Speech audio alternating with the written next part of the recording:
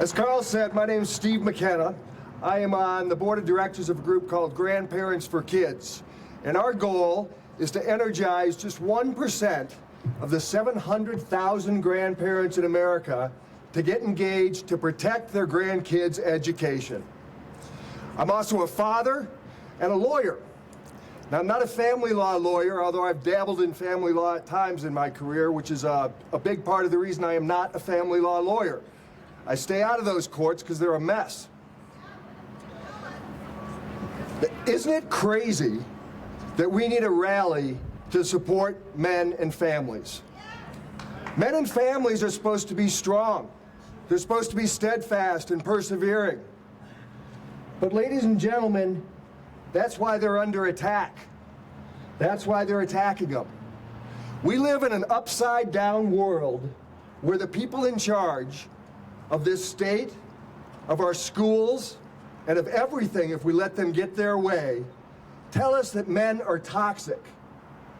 Yet they also tell us that if you're a boy and you think you're a girl, then you're a victim.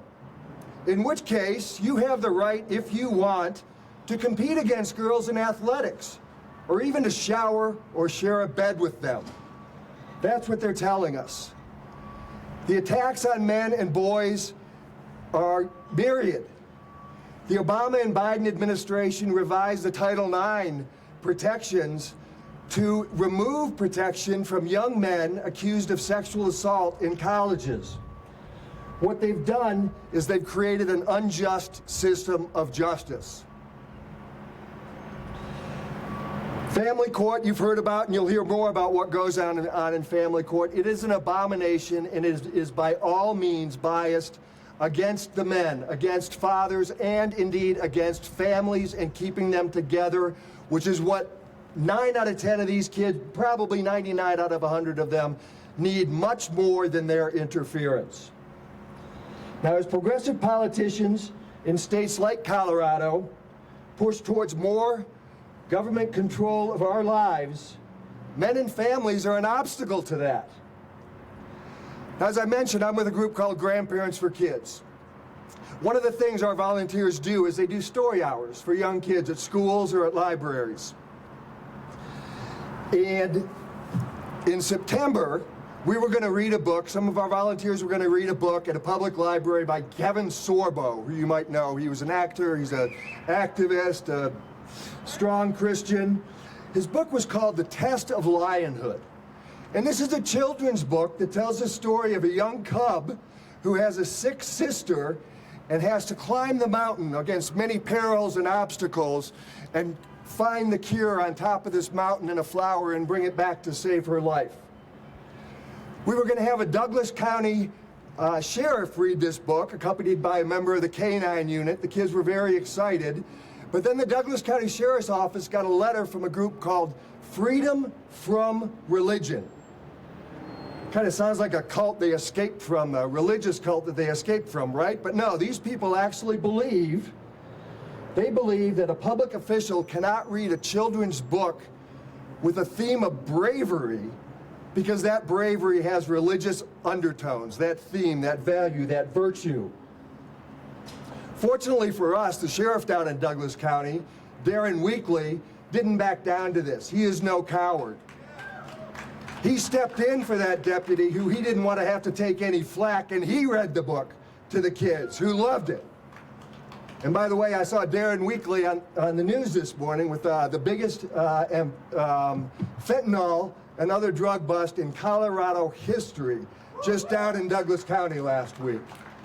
He's a great sheriff.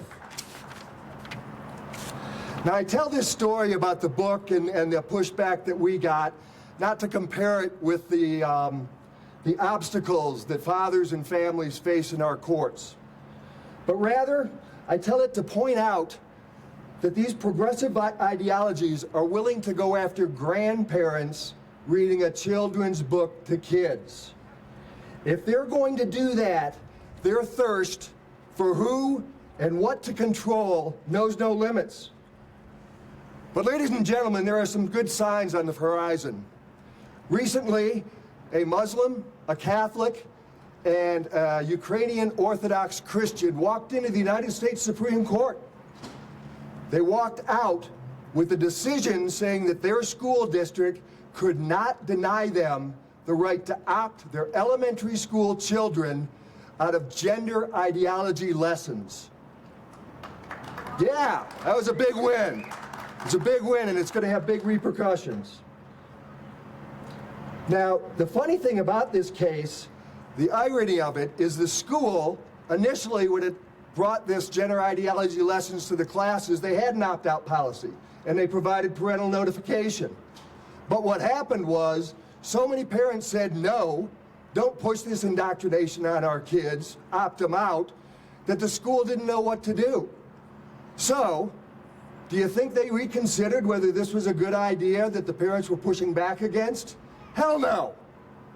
They decided to get rid of the opt-out policy and to stop notifying parents about this gender ideology indoctrination. What? That's what we're up against, people.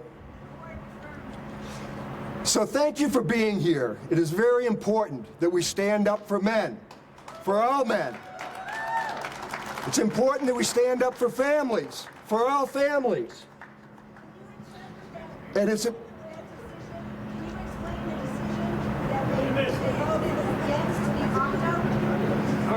I will in a second. Let me finish. Yeah. So the decision is Mahmoud versus Taylor. It's out of the Maryland School District.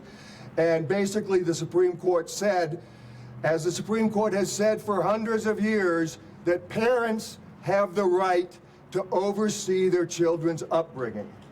And that if a school is trying to teach a child something that goes against that upbringing, they have to give a parent a right to opt out if it goes against their religious beliefs, is basically what the Supreme said. Again, it's Mahmoud versus Taylor. So what can you do to push back against a government that's trying to control our lives, break up our families, and steal our children?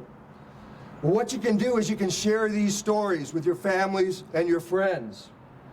Many of them don't know, or they don't know enough to care or to do something about it. But truth dies in silence, ladies and gentlemen, whether that silence comes from fear or apathy or ignorance. Do not be silent. Stand up and be heard. Thank you. God bless you and God bless America.